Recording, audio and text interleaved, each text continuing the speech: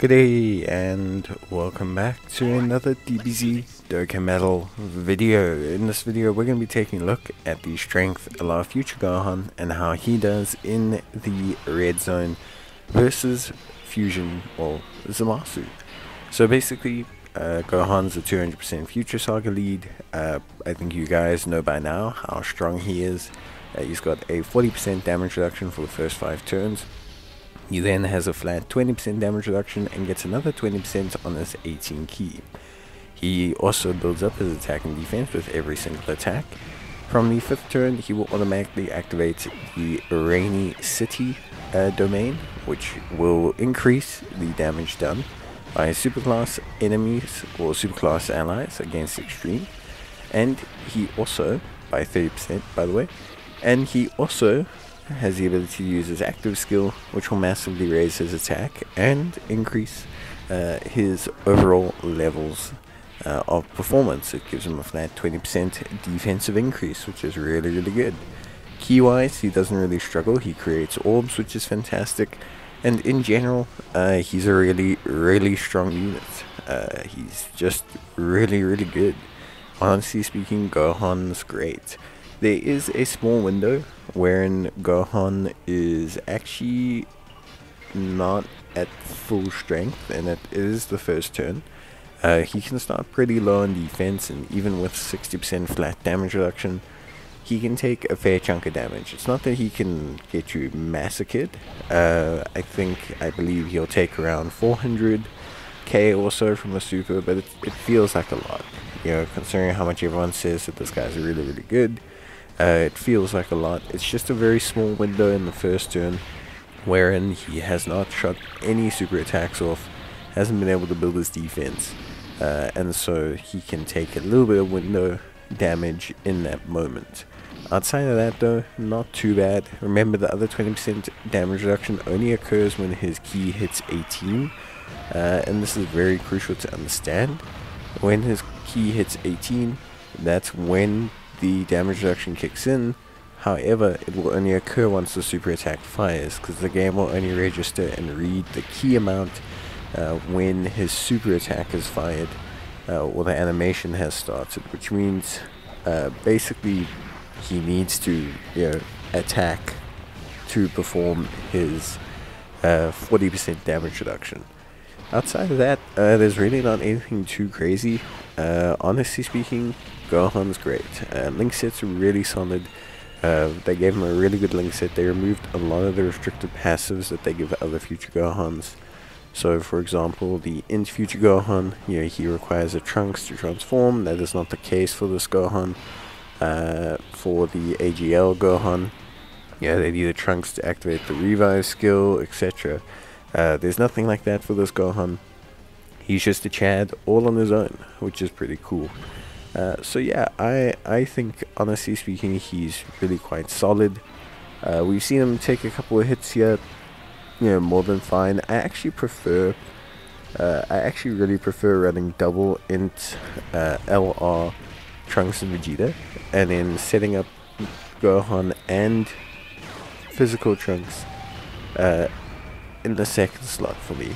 That's actually kind of where I really like to see them. That's really where I feel like they get the most out of their teams and setups. It's not to say that they can't, well, that Gohan can't be a first slot unit, but yeah, definitely really, I think in the second slot he gives you invincibility. And I think Trunks and Vegeta give you a great first slot unit that doesn't have a weak gap moment. Of course, Gohan, once fully built up, is incredibly impressive, but there is still that brief window where before he fires his super attack, he'll only have 20% damage reduction and around 400k defense. And I say that like it's a bad thing. It just means that you could take a bit more in the super attack than you probably expect him to take. And that's basically all it means. Now you can see there, before super, 200k, so really honestly not too bad. Gohan is now fully built up, so you can see how that damage drops quite substantially comparative to what he would have taken early on. It's just the way Gohan works. He needs that like one turn to really kind of elevate himself into a top level position. But once you get going, once you get to this 5th turn, 6th turn kind of period, that is basically where Gohan's, at his peak. It's essentially his crescendo. This period between turn 5, 6, and 9 and 10, where he has his Rainy City active, he has his active skill. It's really insane. Like, remember, he's got guaranteed crits once he hits that 20 key threshold or uses his active skill during the Rainy City period as well. So he just ends up doing a ridiculous amount of damage. Just ends up looking really impressive overall. This is really where I like to see him. This kind of second slot situation. A very, very good unit in this position. Like I said, you saw him tank more than fine in the first slot. But yeah, this is really where I like to see him, excel, basically. So yeah, but Gohan, really, really good. Considering how difficult events are, for a unit to come in and really just kind of set the tone is really, really awesome. And you gotta remember as well, Gohan's 30% flat damage increase is huge. Remember how many events have an extreme enemy?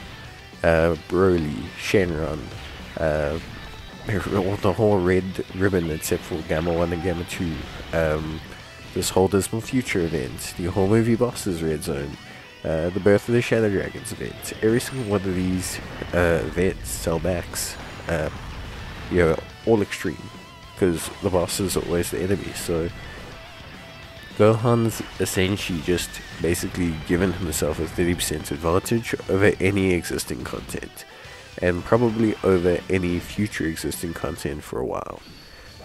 So it's really, really good. So here we can see this is with the Rainy City. You're going to see, obviously, of course, Zamasu gets affected by this as well. So there's one thing you have to take into account with team building. You really can't use extreme units on your team unless you just plan on them never doing anything, because during this window they will take increased damage. So it's not going to do too well. Maybe Zamasu will be fine, just because he's like super Chad. But yeah, like this is where Gohan's abilities show.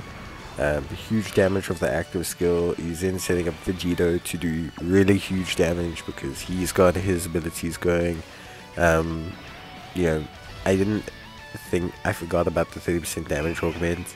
So Vegito's gonna do even more damage here with his attacks effective against all types, and he's gonna really just set up Gohan so big time, and Gohan's not gonna unfortunately have a lot left to do. But that's the breaks. Gohan and Vegito, excellent stuff. I think the timings they've done is all really good as well. Gohan, his skill kind of kicks out at the 5th turn, really gives him a big power boost, power spike, and this coincides with the Gogeta transformations. It coincides with AGL LR Vegito. It coincides with a lot of other units, Trunks included, and it just obviously gives a natural curve to the power spike for the team, which I think is very, very good. So very good stuff from Gohan, and he's going to finish things off for us. I think he's excellent. I think he's awesome. I'd love to hear what you guys think, but I think he's really, really solid.